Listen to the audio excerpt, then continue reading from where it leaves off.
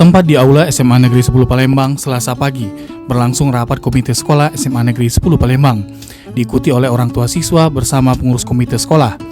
Dalam rapat ini juga dihadiri oleh perwakilan dari Dinas Pendidikan Provinsi Sumatera Selatan, perwakilan Dewan Perwakilan Rakyat, Kepala Ombudsman RI Perwakilan Sumsel, sejumlah LSM sehingga rapat berlangsung transparan.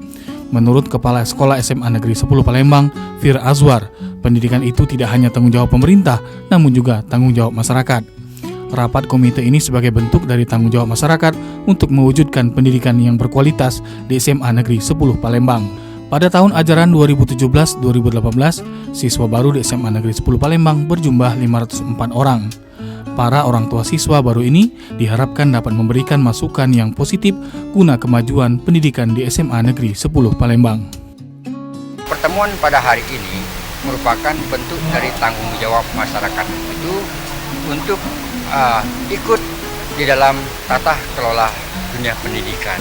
Jadi kami mengundang semua elemen masyarakat, mulai dari DPR, pemerintah, dalam hal ini Dinas Pendidikan Provinsi Sumatera Selatan, Ormas, Ombudsman, untuk hadir di dalam rapat pertemuan wali murid ini untuk membicarakan program-program SMA Negeri 10 ke depan.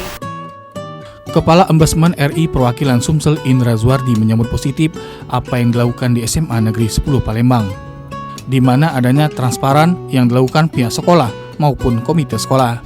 Ia berharap hal ini dapat ditiru oleh sekolah lainnya di Kota Palembang. Kami menyambut baiklah ini langkah SMA 10 dalam rangka mengundang kita dalam rangka untuk memaparkan kepada orang tua murid selaku wali murid ya yang baru bagi kelas itu. Kami suatu langkah yang bagus. Ini suatu langkah sekolah mewujudkan suatu transparansi bagaimana proses belajar dari awal dari A sampai Z-nya itu mereka melaksanakan proses transparansi itu. Itu yang kami anggap ini suatu bagian terobosan yang bagus. Saya berharap tidak hanya SMA 10 kalau bisa seluruh SMA yang seperti ini.